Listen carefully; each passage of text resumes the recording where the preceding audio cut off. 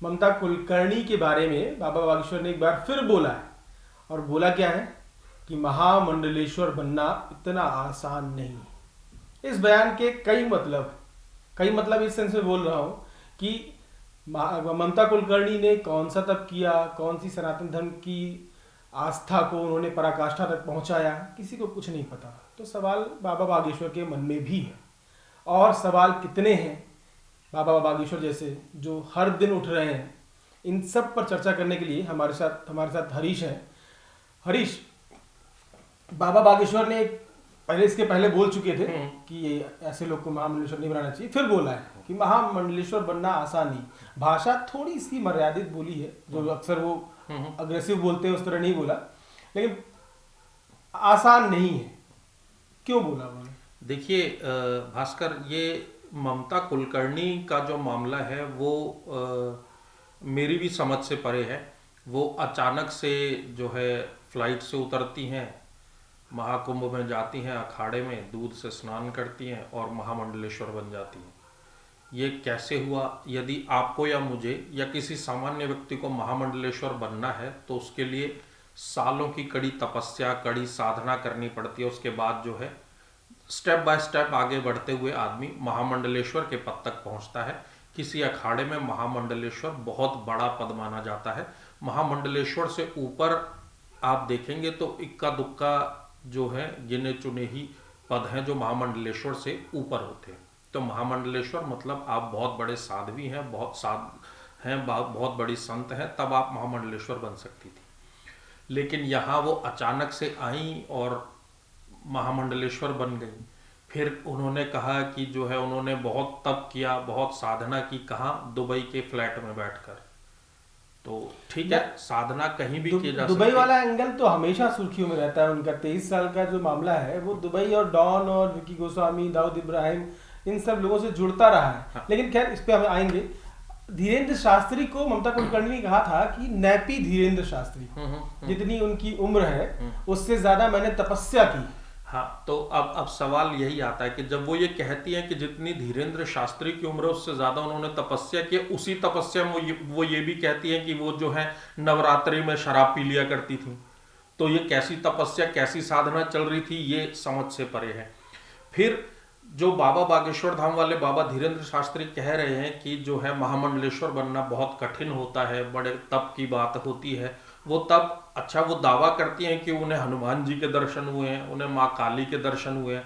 भाई मैं ये मानता हूँ कि यदि ऐसा है तो उन्हें बताना चाहिए कि हनुमान जी जब उनको दर्शन दिए, हनुमान जी ने तब उनसे क्या कहा।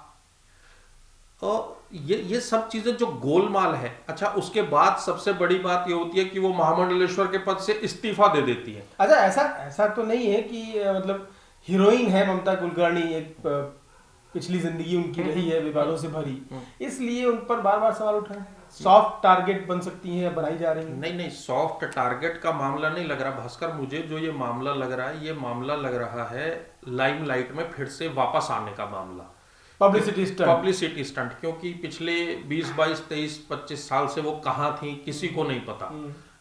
90s में उनकी आखिरी फिल्में शायद आई थी, उसके बाद वो अचानक से गायब हो जाती है। वो ड्रग्स का मामला हुआ था 2008 या कुछ ऐसे था। वो ड्रग्स का मामला जो था, फिर वो दुबई चली गई। फिर वो एक इंटरव्यू में खुद कबूल भी करती हैं कि वो जो ड्रग्स किंग पिन रहा है उसके साथ रिलेशन में थी, और वो कैसा भी आदमी हो, मैं अकेली साधना कर रही थी और मैं ये कर रही थी, मैं तमाम बातें वो जो है। बाबा बागेश्वर की तपस्या या साधना दिखती है समाज में, उसके लिए एक जगह है, स्थापित है। वो पर्ची निकाल कर उन्होंने अपने आप को प्रूफ किया हो, लोगों की बीमारियां दूर करके ठीक किया हो, समस्याओं का समाधान सार्वजनिक रूप से किया उन्होंने। एक खुले मन से उन्होंने स्थापित किया कि वो सनातन की सेवा कर रहे हैं, उसमें विश्वास करते हैं। ममता कुलकर्णी से माफ करिएगा, ममता कुलकर्णी आज तक किसी भी मंच पर ये साबित कर सकी हैं। अगर नहीं कर पाई तो महामंडलेश्वर क्यों बनना है उनको? इस तरह के सवाल कई सारे हैं। ऐसे में अगर बाबा बागेश्वर सवाल उठाते हैं उनके ऊपर या रामदेव जी बोलते हैं तो मुझे नहीं लगता कि इसमें कोई गलत बयानबाजी या गलत टिप्पणी। इसमें गलत टिप्पणी क्या हो सकती है? आप अचानक से मैं बोलूं कि कल मुझे महामंडलेश्वर बनना है, मैं नहीं बन सकता। मैं अगर किसी को ऐसा कहता हूं तो सबसे पहले मेरा माहौल उड़ाया जाएगा। वही माहौल ममता कुलकर्णी का उड़ रहा है इस समय। मेरा सबसे पहले माहौल उड़ाया जाएगा कि तुम्हें महामंडलेश्वर, तुम्हें बेसिक सनातन की बेसिक जानकारी है नहीं और तुम्हें महामंडलेश्वर बनना है।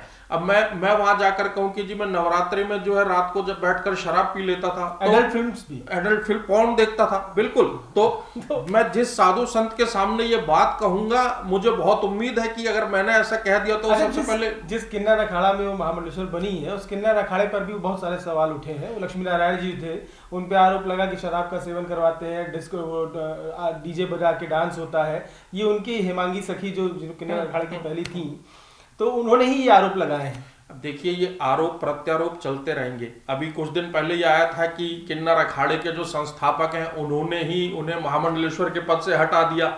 फिर बाद में पता चला कि जो पद से हटाने वाले थे वो खुद ही उस पद से बहुत पहले हटाए जा चुके हैं। तो ये तमाम गोलमाल जो था, फिल्मों वाला सस्पेंस जो है वो वैसे जैसा टिपिकल भारत की हिंदी फिल्म में बॉलीवुड होता है, बॉलीवुड फिल्म में ये बिल्कुल वैसे ही चल रहा था। पहले वो ममता कुलकर्णी ने महामंडलेश्वर बनी, फिर विवाद हुआ, फिर इस्तीफा दिया, फिर गायब है, फिर वीडियो पे आती है, फिर ऐसी भी खबर आई कि वो वापस दुबई चली गई हैं, हाँ। फिर वापस से महामंडलेश्वर बन गई। तो ये क्या चल रहा है भाई? ये कोई फिल्म की पटकथा चल रही है? तो प्लीज हमें बता दीजिए, क्योंकि इससे ज्यादा फिल्मी और कुछ नहीं हो सकता।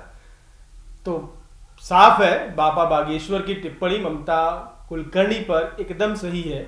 ममता कुलकर्णी जब तक सनातन की सेवा को स्थापित नहीं कर पाएंगी, तब तक उनको महामंडलेश्वर मानने के लिए सनातन में आस्था जो रखते हैं वो नहीं तैयार होंगे। बने रहिए, हम हर एक विवाद, हर एक खबर आप तक सबसे पहले पहुंचाएंगे।